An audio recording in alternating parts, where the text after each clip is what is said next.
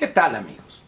Continuamos, con este afán de los potencialmente secretarios o directores de dependencias en el próximo gobierno, que andan por ahí, como decía ayer, con un bolsón más grande que el que trae Santo Claus, repartiendo ocurrencias y promesas y compitiendo entre ellos para ver quién dice la ocurrencia más inverosímil y carente de todo sustento financiero. Pero ahora le voy a hablar de un ocurrente, del ocurrente mayor, del comandante en jefe de ese ejército de ocurrentes, del mismísimo López. Desde tiempo atrás, antes incluso del día de la elección, López repetía sin el menor análisis que cuando él fuere presidente, él iba a descentralizar un conjunto de secretarías del gobierno federal y también algunas dependencias. Hoy ya se tiene más o menos claro cuáles secretarías y a qué ciudad del país se irían. Y lo peor no es que López diga que va a descentralizar esas secretarías o que va a descentralizar el gobierno. Eso no es lo malo. De López sabemos que es una persona ignorante en materia de la administración pública y de la estructura misma del gobierno federal. Es un hombre poco versado en esas materias. Lo suyo es el mitin, la demagogia, el grito destemplado. Eso es lo suyo. La camisa desfajada, sudada, etc. Eso es lo suyo. Pero analizar, requerir tarjetas informativas de sus asesores donde le explicarían bien y de manera clara, sobre todo para él, que es un hombre de pocas luces intelectuales, para entender lo que significa descentralizar. Para empezar, el concepto mismo. Pero bueno, pues él es el que ganó bien, ganó muy bien además, pues él puede darse esos lujos. Pero aquí es donde empiezan los problemas. Primeramente, los que lo rodean y que saben que está diciendo una tontería, no se atreven a decirle señor licenciado, o porque ahora le dicen virtual presidente electo, cuando López hoy solo es candidato triunfador. Pero no se atreven a decirle señor, con todo respeto o con el debido respeto, como él suele decir, esto que está planteando usted no es viable por estas y estas razones. Y nadie le dice eso porque teme ser despedido o que lo saquen de ahí, de ese terreno de los súper privilegiados que es una casona en la colonia Roma, ahí por las calles de Chihuahua. Entonces, dice él que va a descentralizar el gobierno y corre la especie de que va a descentralizar. Pero ahí no termina lo peor, sino que opinantes, personas que comentan en algún medio impreso o en algún espacio radiofónico o televisivo, compran eso y en vez de al menos leer, así fuere superficialmente, acerca del tema, lo compran íntegro y quizá queriendo quedar bien con el nuevo sol que ilumina nuestras vidas o el nuevo gran timonel versión Conazupo, se pliegan a eso y dicen, es que la descentralización para que el país crezca de manera equilibrada, para que el progreso no esté solo en unas zonas del país. Una cantidad de tonterías, por no decir algo más feo, que termina en hadas. Entonces, incluso debo decir que colegas que participamos en el mismo grupo periodístico han caído en esa posición donde se dice tontería y media. Y vamos a explicar por qué.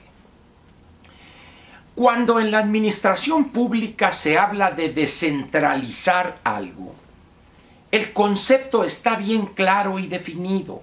Es ceder facultades una entidad gubernamental a otra.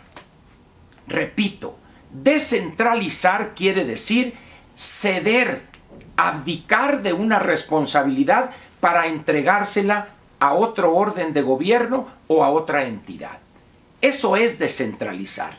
No implica mover oficinas, mover personal. Eso es otra cosa.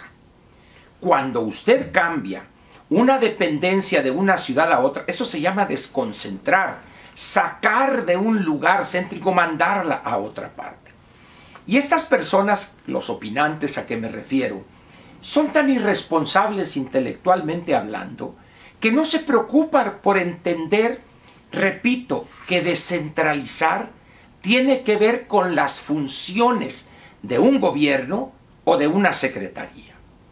Lo que estamos viendo, o pretendidamente dicen que lo van a lograr, es un movimiento de desconcentración. La Secretaría de Agricultura, Ganadería, Agua, etcétera, un nombre larguísimo, parece ferrocarril de carga, a Ciudad Obregón. ¡Qué bien! Ciudad Obregón va a recuperar su desarrollo y va a crecer. Y dice uno, ¿dónde aprenderían desarrollo económico?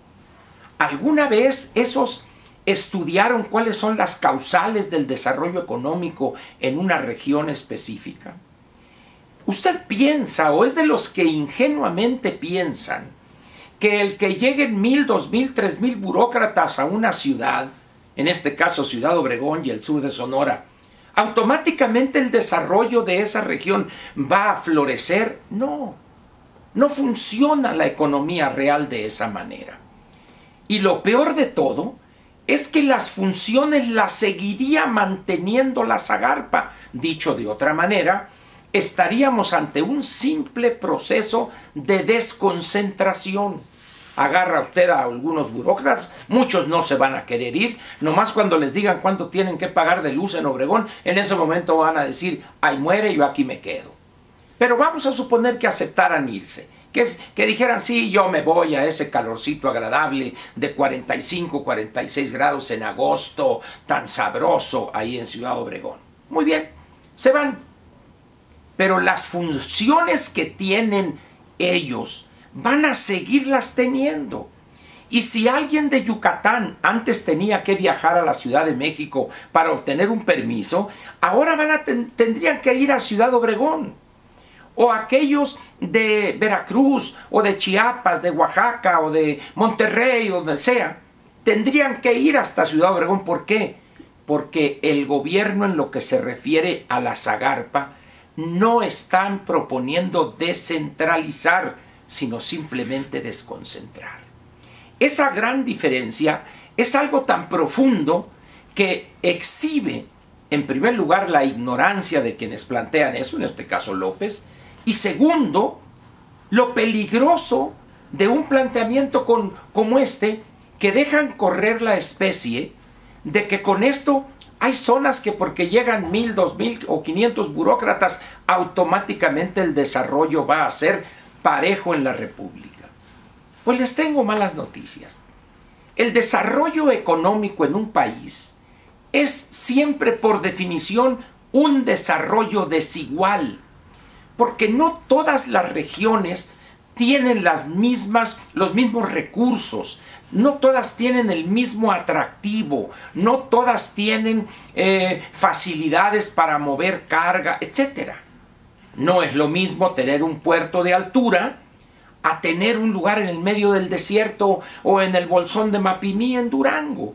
Son cosas diferentes. De tal manera, pues, que es sumamente peligroso que esos que opinan que qué buena medida, había que descentralizar para acá, descentralizar para allá, y con eso las regiones van a crecer iguales, porque es injusto. Aparte de que no tienen la menor idea, son menoridios, diría Eugenio Derbez, el gran filósofo, no se preocupan por estudiar, por conocer esas diferencias. El otro problema que hay es que ahí donde van a irse, algunas dicen ellos, no hay los recursos humanos calificados, porque el señor que está propuesto para la Zagarpa dice, es que vamos a contratar gente local de aquí de Obregón y la vamos a capacitar. Y dice uno, oiga, pero si la Zagarpa tiene un ejército de técnicos altamente calificados que tienen 20, 25, 30 años de experiencia, ¿qué va a hacer con ellos? ¿Los va a liquidar y les va a pagar una millonada y aquí los va a dejar y va a agarrar a alguien joven? Es más, en Obregón ni siquiera hay carrera de agronomía, la cerraron porque no había demanda, el TEC de Monterrey. Es decir, es una chacota que traen estos. Luego, Mi paisano, el Poncho Durazo, anuncia la creación de una patrulla, de una policía fronteriza. Muy bien. Y dice que su objetivo fundamental será evitar la entrada de migrantes ilegalmente a México en la frontera sur. Muy bien, es loable eso, que la gente entre de manera ordenada, cumpliendo con los requisitos que establece el Estado mexicano para recibir a personas que vienen a intentar quedarse a trabajar o simplemente como turista. Y el Instituto Nacional de Migración lo van a poner en Tijuana. Pues dice uno, lo lógico, si los problemas que tenemos en realidad de migrantes se da en la frontera sur, bueno, pues ¿por qué no en todo caso, si van a mover al Instituto Nacional de Migración, pues en una ciudad cercana a la frontera sur? No, va a estar en las antípodas, va a estar en Tijuana, pero la policía fronteriza va a trabajar en la frontera con Guatemala. Y así como eso se encuentra usted una cantidad de ocurrencias sin el menor sentido. Luego dice también Villalobos, el de la Zagarpa, que va a juntar por acá, le va a quitar a la Conagua esto, los distritos de riego por acá y que el agua... Y una mezcla que parece capirotada en Semana Santa. La verdad es que alguien ya debería pararlos. La señora Sánchez Cordero, como jefe de gabinete, como consecuencia de su puesto de secretaria de Gobernación, eventualmente podría irse al Senado. Pero anda que si los notarios, que si los corredores inmobiliarios y que la justicia transicional y la amnistía y que nomás es para estos. Cuando hay desperdigados hay unos neoburócratas o neofuncionarios en el mejor de los casos que están llenos de ocurrencias y en vez de que privare la prudencia en ellos, la verborrea, la diarrea verbal les gana. Yo les pediría desde mi posición modesta, un campesino sin tierras, ejidatario con derechos a salvo, ahí de San José de Bacum, que le bajen. No digan tantas ocurrencias, o al menos júntense y establezcan una cantidad diaria de ocurrencias. O decir, a ver, el lunes le va a tocar a Nale, el martes le va a tocar al Poncho, el miércoles le va a tocar a Alfonso Romo, y así que se vayan repartiendo. No que llegue un momento en que 3, 4 dicen ocurrencias y eso pues no nos da chance ni de reírnos de la primera, nos confundimos pues. Y la última recomendación que querría hacer respetuosamente es que a aquellos opinantes que escriben o hablan o en la radio o aparecen en la televisión, que antes de hablar de temas complejos de la administración pública, como es la descentralización, lean del tema, entiendan el concepto para que la confusión que genera López y sus adláteres no la amplifiquen, por el contrario, detengan la pelota de la confusión y decir, el señor López está equivocado, lo que está planteando él es desconcentrar, no descentralizar. Y le voy a dar un ejemplo relativamente reciente de verdadera descentralización. Es la que hizo el presidente Zedillo con la educación pública durante su sexenio. Esa fue descentralización. ¿Por qué? Porque les entregó el gobierno federal a los gobiernos estatales responsabilidades en materia educativa.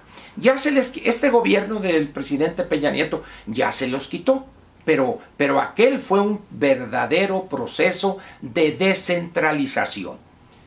Termino diciéndole que lo que este gobierno está pretendidamente queriendo concretar es un simple sueño guajiro, porque no tienen dinero, además, simple desconcentración. Mandar un archivo muerto, una bola de cajas por allá todas aplastadas y los que acepten irse a esta ciudad, a la otra o a la otra. Pero no se va a concretar. Escúchelos, ríase siquiera de sus tonterías, pero desde ahorita le digo, no hay dinero para que esa desconcentración se concrete. Si no, como dice Ricardo Alemán, al tiempo. Muchas gracias y aquí lo espero mañana para otra videocápsula en este espacio para usted, hombre. Persona inteligente que sí sabe distinguir entre descentralización y desconcentración. Gracias.